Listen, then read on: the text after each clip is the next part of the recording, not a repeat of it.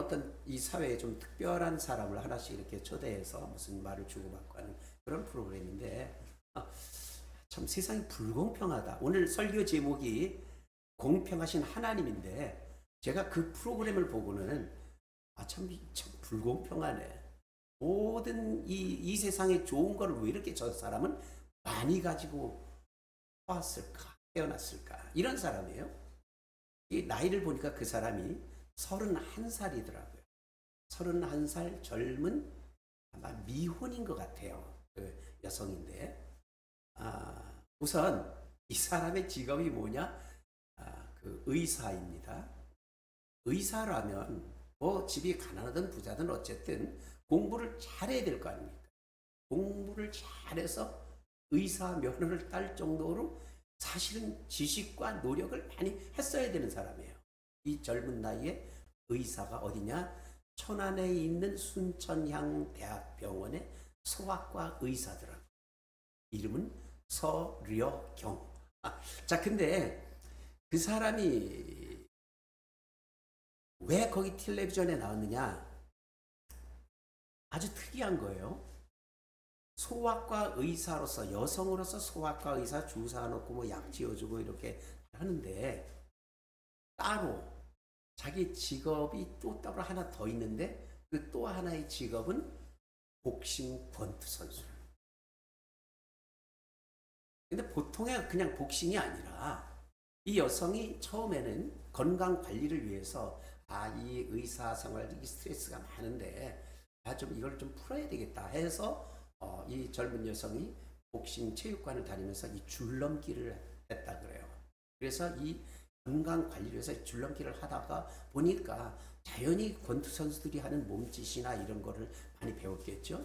그 관장이 보니까 이 여성이 하는 그 모양이 좀 특별히 우수하다는 거죠. 펀치력도 아주 좋고 폼이나 모든 이 기능들이, 운동 기능들이, 이거 그냥 두기에는 아깝다.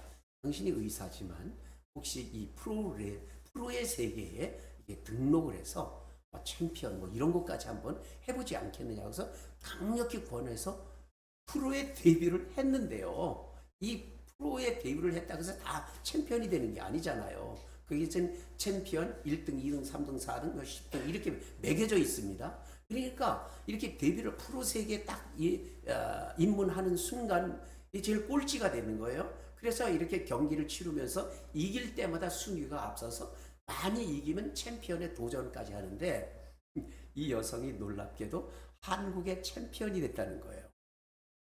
한편으로는 소아과 의사로서 그 교수 일도 하고, 이게 대학 의대 교수겠죠.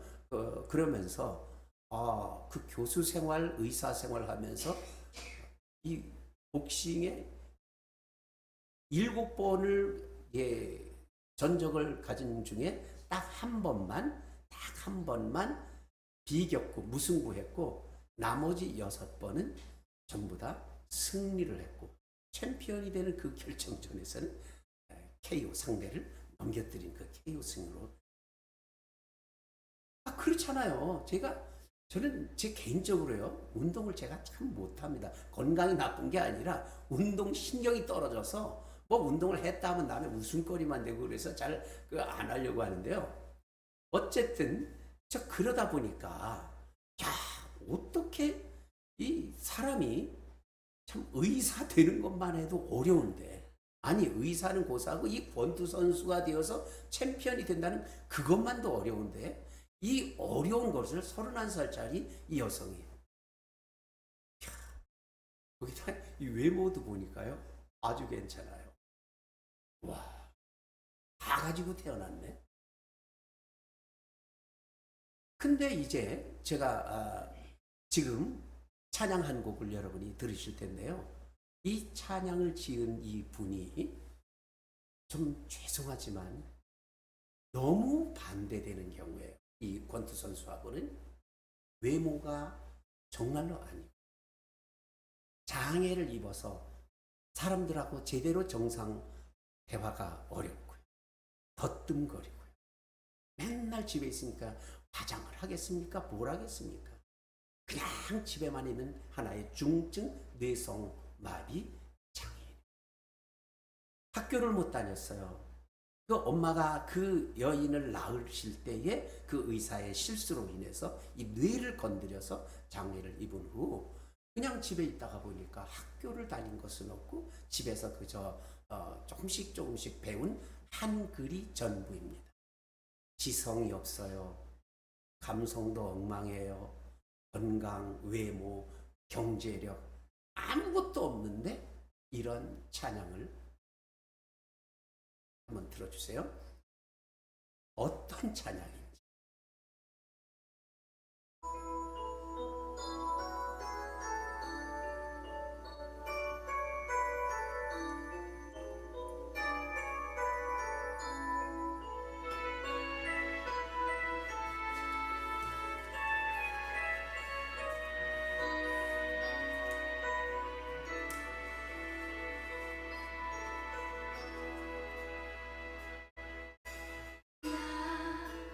가진 재물 없으나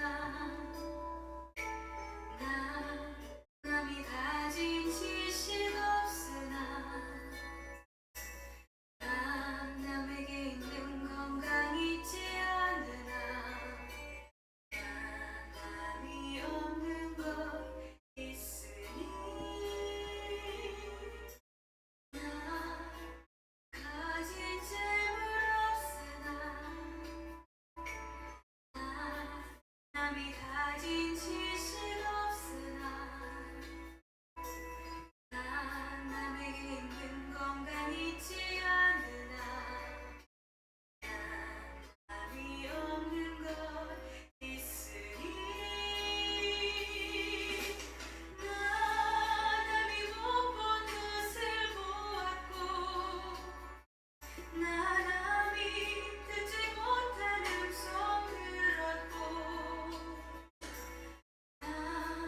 남이 받지 못한 사랑 받았고 남이 모르는 것 깨달았네. 공평하신 하나님이 남이 가진 건 나 없지만 공평하신 하나님이 남이 없는 것 갖게 하셨네. 네, 여기까지만 듣겠습니다. 네, 음악 멈춰주세요. 이 찬양의 가사를 쓴 분이 저분 그렇습니다. 송명희 자매입니다. 이분이 그렇게 태어나서 그렇게 자라서 아가씨가 되고 그냥 방구석에만 있다가 유일하게 이 사람이 할 수 있는 건 귀는 그냥 들려왔기 때문에 극동 방송, 텔레비전이 아니라 라디오에 주파수를 맞춰 거기에는 설교, 간증, 찬양 이것이 듣는 것이 전부였다 그래요. 그러다 보니까 사실은 그거 말고는 다른 세계가 없었던 거겠죠. 이 신앙을 갖게 되고 그냥 아가씨가 되고 처녀가 되도록 그렇게 나이를 먹습니다. 그러면서 거기서 할 수 있는 건 기도. 저 떠뜸거리는 이 입술로 기도하고 성경을 읽고 이 성경 읽고 기도하고 성경 읽고 기도하고 그다음 말씀 듣고 뭐 이런 것만 계속 하다가 어느 날 갑자기 영적인 신비 체험을 합니다. 하나님의 음성이 들려요. 예수님의 그 피 묻은 십자가를 보게 되고 그리고 여러 가지 다른 글자 그대로 다른 사람이 보지 못하고 듣지 못했던 많은 영적 체험들을 그 안에서 하는 거죠. 몸은 치료하지 되지 않았어요. 자, 그래서 그렇게 라디오에 귀를 기울이면서 그저 영적 신비 체험을 하다가 이 사람이 이제 외출이 가능해집니다. 뭐냐면 방송국에서 그녀를 불러요. 간증을 시켜요. 방송을 타다 보니까 이런저런 교회들에서 간증을 오라고 해서 세워줍니다. 유명 인사가 되었어요. 자, 유명 인사가 되고 보니까 기회가 옵니다. 송명희 씨 이분을 미국에 데려가면 완전히 이 뇌성마비를 거의 정상인으로 고칠 수 있다. 가겠느냐? 여러분 같으면 어떡하겠어요? 당연히 일고의 가치가 없는 거죠. 예, 무조건 가겠습니다. 해야 될 이 상황에서 아니요. 저 하나님이 제 어머니 뱃속에서 나올 때 이 몸으로 살으라고 태어나게 하셨는데 저는 하나님 나라에 갈 때까지 이렇게 살겠어요. 했다는 거예요.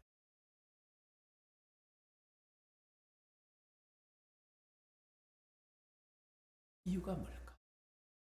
과연 그 여인의 이대로 살겠어요라고 고백했던 그 여인의 고백 안에는 뭐가 있었을까? 오늘 김현주 권사님께서 나와서 읽어주신 애 잘 낳는 여자의 이야기 듣게 되면 그렇구나. 그것이 느껴지게 되는 오늘의 말씀이었습니다. 아주 슬픈 여인의 이야기예요. 여러분 지난주에 리브가에 관련된 설교 말씀을 드렸죠.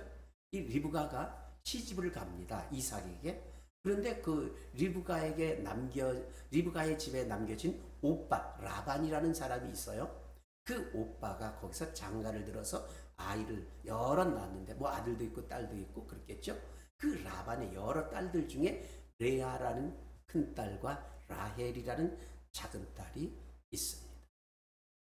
근데 레아와 라헬 이 두 딸이 커서 처녀가 될 즈음이었는데 처녀가 되어서 이제 뭐 결혼 이야기가 이제 충분히 있을 바로 그때에 어느 날 이 우물에 나가서 일을 했던 라헬 이 동생 라헬이 상당히 외모가 예뻤나 봐요.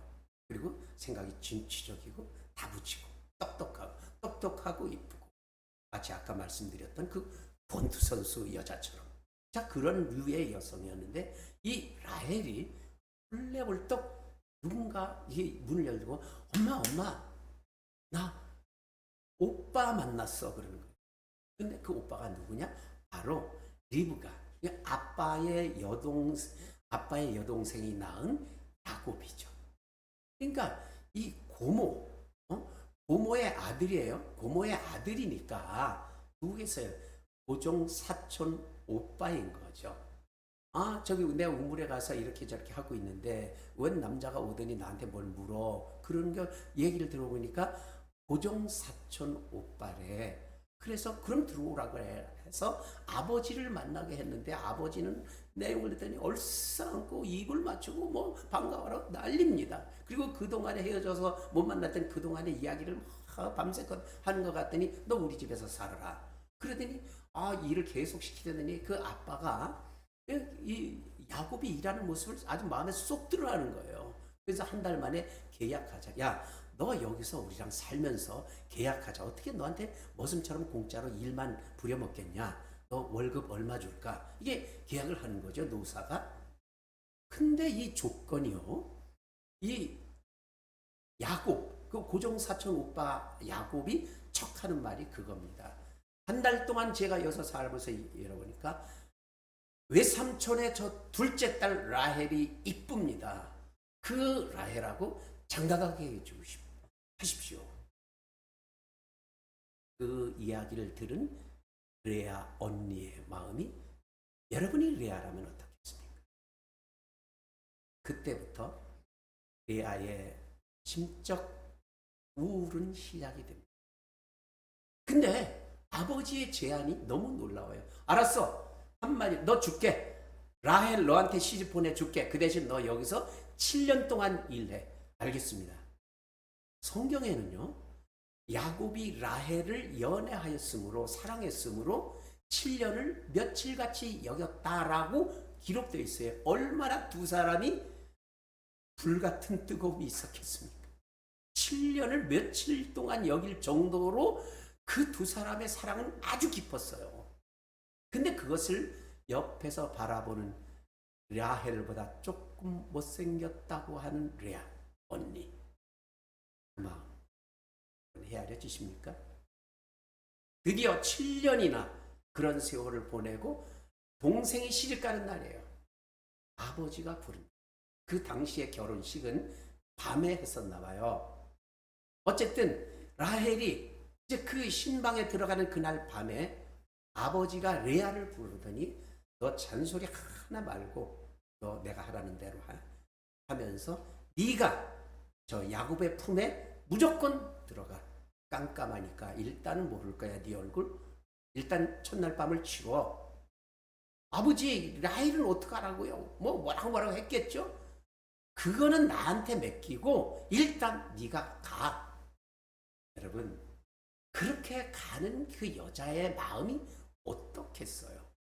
어쨌든 아버지가 하라는 대로 해서 그렇게 했습니다. 다음날 첫날 밤을 지르고 일어나서 야곱이 난리가 났을 거 아닙니까? 이거 뭐냐고. 그래가지고 당장 이 여인은 본 척도 안 하고 자기 그 이제 장인이 된 그 양반한테 달려가서 삿대질을 하고 난리를 했습니다. 그런데 아주 태연자약하게 라반은 그 아버지는 다 계획에 있었던 거죠. 차분하게 말합니다. 이 사람아, 자네 여기서 7년 동안 살면서 몰랐어? 여기서 인지상정이라는 게 있어. 세상에 언니보다 동생을 먼저 시집 보내는 거는 여기는 없는 법이야. 잔소리 말고 일주일 동안 레아 데리고 일단 신혼 일주일 동안 살아. 그리고 나서 내가 약속대로 라헬을 줄 테니까 7년 더 머슴 살아. 두 딸을 한 남자에게 시집을 보내면서 무려 14년이라는 그 머슴살이를 시키고 싶었던 그 사람의 계획이 되었던 거예요. 어쨌든 라헬은 일주일 후에 언니한테 신랑을 뺏긴 지 일주일 후에 다시 이제 야곱의 신부가 되어서 두 사람이 동시에 한 남자의 아내가 되었던 거예요.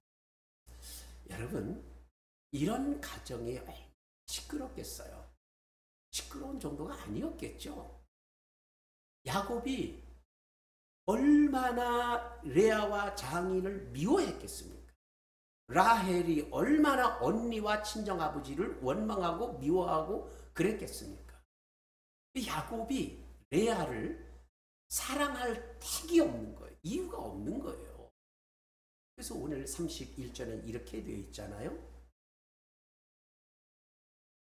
여호와께서 레아가 사랑받지 못함을 보시고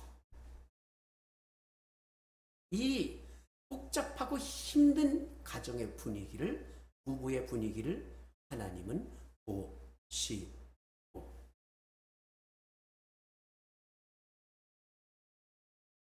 하나님이 그 상황을 지켜보시고 이제 레아를 향해서 슬픈 레아를 향해서 하나의 선물을 준비하기 시작하셨다.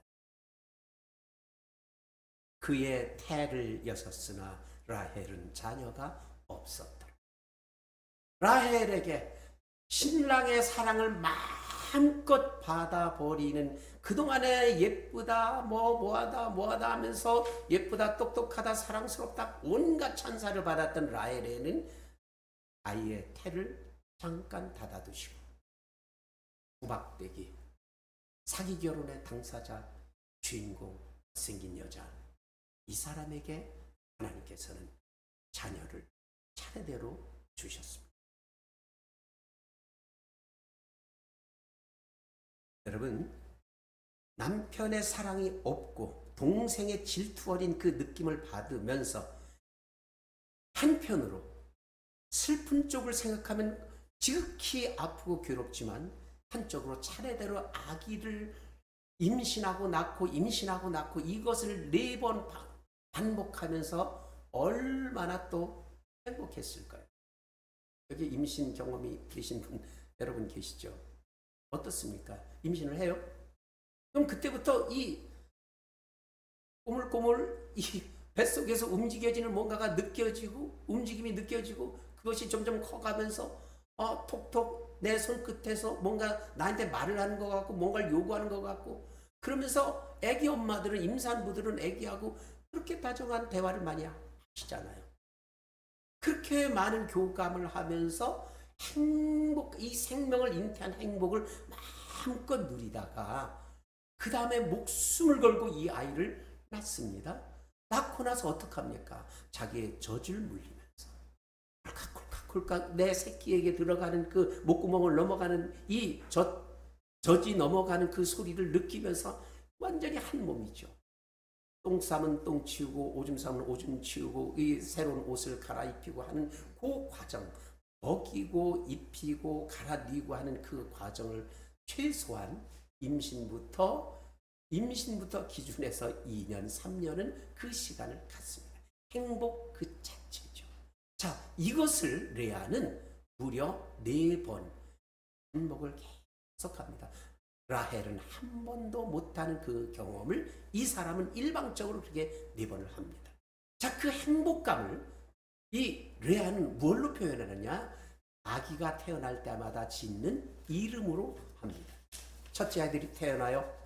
이름을 르우벤이라고 짓습니다. 이 벤 끝에 벤자가 들어가면 아들이라는 뜻이에요. 르우벤이라고 하는 말의 뜻은 보라, 아들이로다. 이거 누구한테 하는 거예요? 너 라헬 잘 들어. 너 뭐라고 나한테 하지 마. 보라, 내가 아들 낳았어. 이거예요. 그렇게 아들을 임신하고 낳고 양육하고 그러는 과정에 또 임신을 해서 또 아기를 낳고 이름을 지어요. 와, 두 번째 아이 이름은 시므온. 시므온이라는 것은 들으심이라는 뜻이에요. 하나님이 내 기도를 들으셨다. 하나님이 내 기도, 내 눈물, 내 통곡, 내 아픔 다 하나님이 들으시고 나에게 주신 거예요. 너 라헬 꼼짝 마. 너 까불지 마. 하나님은 내 아픔과 슬픔과 눈물 다 들으시는 분이야. 얘 이름 시므온. 이랬다. 그래서 그 두 번째 아이를 또 낳고 젖 먹이고 씻기고 입히고 했는데 이 아이가 이제 조금 뒤뚱거릴 만한 쯤에 또 임신을 해서 아기를 낳습니다. 이번에는 아주 슬픈 이름을 지어요. 들어도 아픈 이름을 짓습니다. 내 이름은 레위라고 지을게. 이 레위가 뭐냐?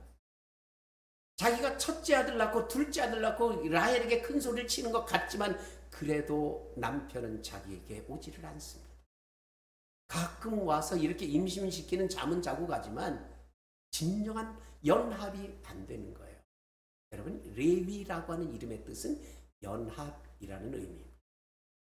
내가 셋째 아들을 낳아서 너는 이름을 레위라고 지을게. 왜냐고? 이제 셋째 아들을 태어났으니까 내 신랑이 진정 나와 하나가 될 거야. 레위 연합이 될 거야. 얼마나 그 아이를 낳고 또 젖을 떼며 또 이제 4번째 임신을 해서 아기를 낳습니다. 이제는 레위라는 슬픔이 아니라 아들을 차례대로 나한테만 하나님께서 일방적으로 4명이나 낳게 하셔? 할렐루야입니다. 찬송하리로다. 아, 하나님은 나의 하나님이야. 나를 이렇게 회복시켜 주시는 하나님이야. 하나님을 찬송하리로다. 유다라고 짓습니다.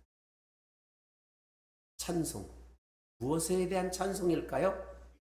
이 서름 많고 고통과 우울 속에 있는 나에게 행복을 주시는 공평하신 하나님. 라헬에게 없는 남이 갖지 못한 그 행복, 그 체험, 그 놀라운 기쁨을 내가 얻게 하시는 공평하신 하나님을 찬양한다는 것. 여기까지 들으면 반론을 펼칠 수도 있어요. 여러분, 라헬의 입장에서는 이것처럼 불공평한 하나님이 있어요? 이 라헬은 피해자 아닙니까? 사랑하는 남편을 빼앗겨서, 저 남편은 나를 사랑하는 사람이야. 나를 더 좋아하고 나 때문에 머슴살이 14년을 하는 사람이야. 근데 그 남편을 내가 왜 온전히 차지하지 못하고 반쪽으로 저 여자, 저 언니한테, 그리고 하나님은 왜 저 여자 언니한테만 자꾸 아들을 주시는 거야? 주눅들어 견딜 수가 없습니다. 언니가 밉습니다. 아버지가 그래요. 신랑도 야속합니다. 언니는 그 사기 결혼의 당사자임에도 불구하고 벌을 받는 것이 아니라 이렇게 많은 복을 받는 것 같습니다. 이게 무슨 공평입니까? 하고 라헬은 따져 물을 수도 있습니다. 여러분, 이렇게 따져 묻는 라헬에게 여러분이 하나님의 변호사라면, 하나님을 여러분은 뭐라고 변호해 주시겠습니까?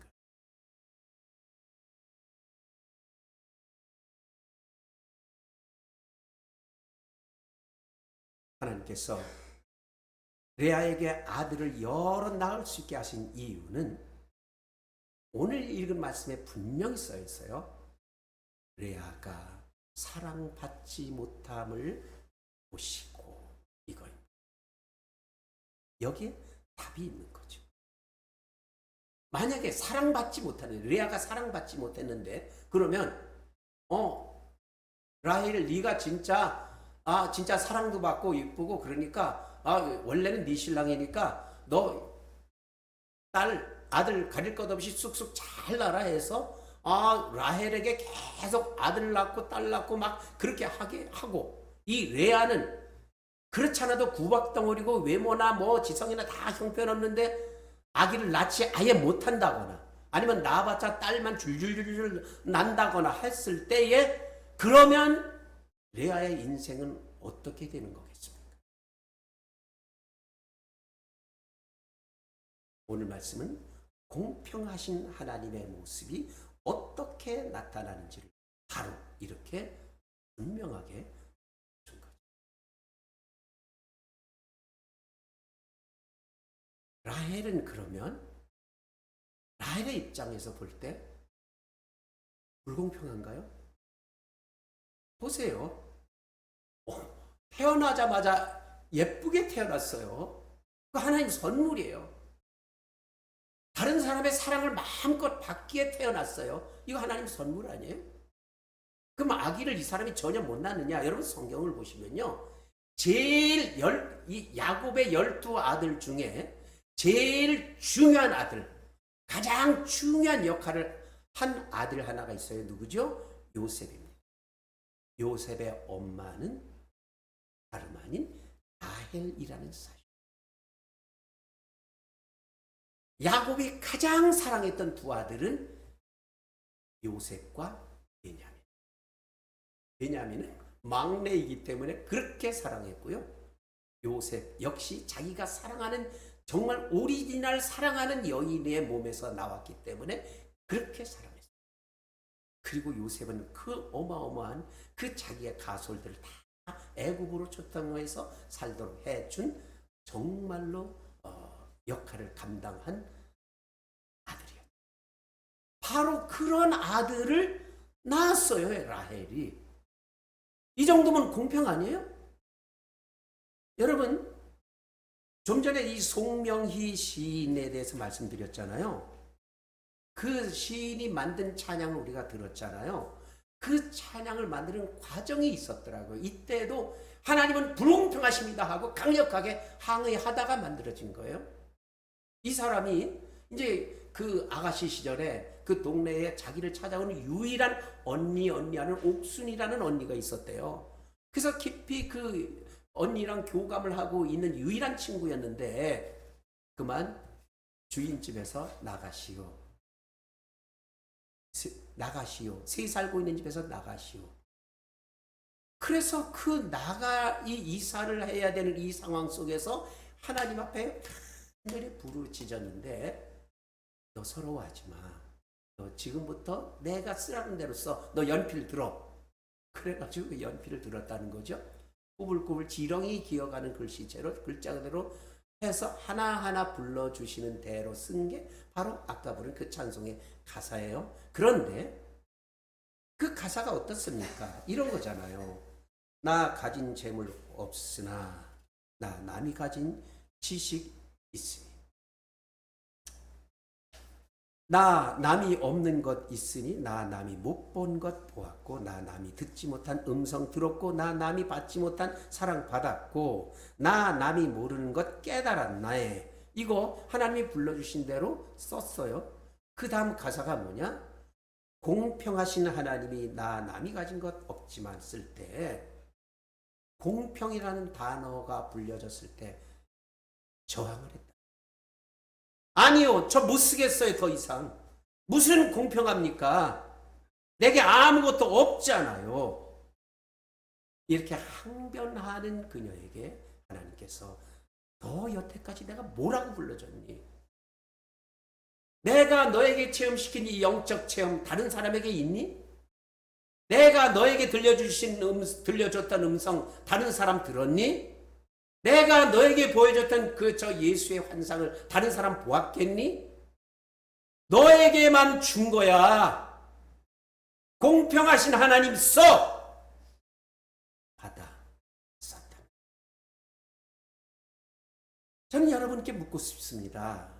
만약에 여러분이 선택할 수 있다면 여러분 뭘 선택하시겠습니까? 좀 전에 제가 설교를 시작하자마자 말씀드린 의사요, 예쁘고 젊고 인기 좋은 그 지식으로 충만하고 돈도 많은 그 여자 권투 선수를 택하겠습니까? 송명희를 택하겠습니까? 여러분이 선택해도 된다고 하면 좀 어렵습니까? 그래요. 이건 좀 쉬운 선택의 문제는 아닙니다.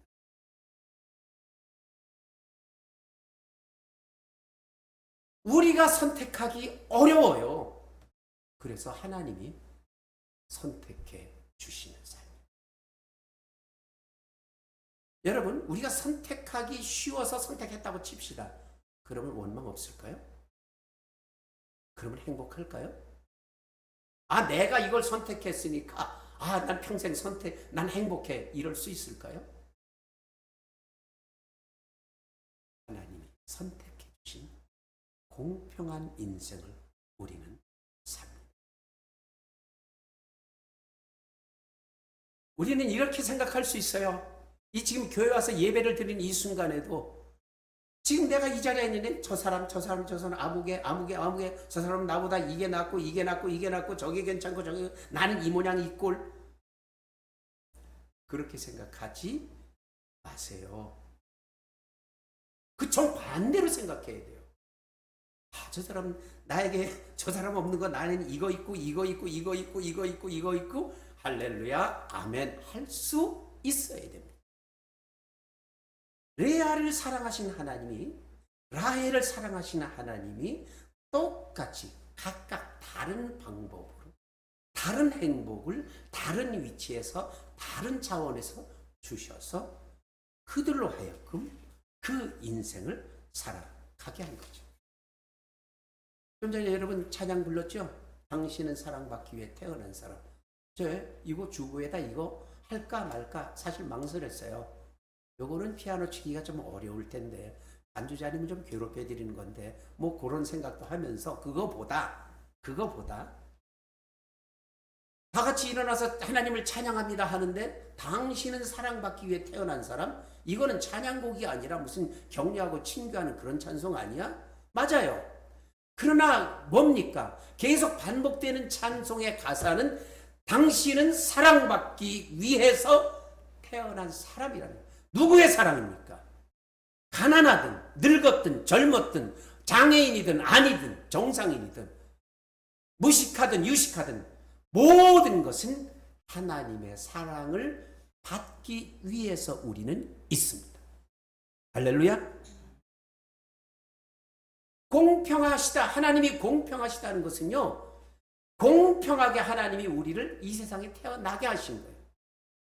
하나님이 공평하다는 것은 이 세상을 다른 사람들처럼 똑같이 우리도 살게 하셨다는 공평입니다. 하나님이 공평하시다는 것은 우리도 언젠가는 이 육신의 삶을 마치고 저 하나님의 나라에 갈 수 있다는 그 공평입니다. 공평하신 하나님께서 삶의 처지와 입장과 모든 것은 다르지만 하나님은 우리를 공평하게 사랑하신다. 이 사실을 공평하신 하나님을 기억하며 날마다 자긍심을 가지고 날마다 자부심을 가지고 하나님 안에서 기뻐하며 살기를 축원합니다. 기도하겠습니다. 오 하나님, 우리의 짧은 생각으로 하나님은 불공평하십니다. 남의 떡이 좋아 보인다 말처럼 내가 없는 것이 남들에게 너무나 많은 것 같습니다. 그러나 주님, 하나님께서 나를 사랑해 오신 그 역사를 기억하게 하여 주옵소서. 나에게만 베푸신 은혜, 사랑, 축복과 그 모든 것들, 공평하게 사랑해 오신 하나님께서 또 공평하게 우리 이 세상을 떠나 또 그 하나님의 나라를 약속하심을 믿습니다.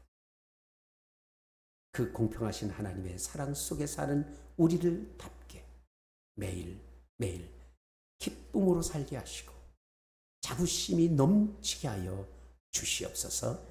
예수님 이름으로 기도드리옵나이다.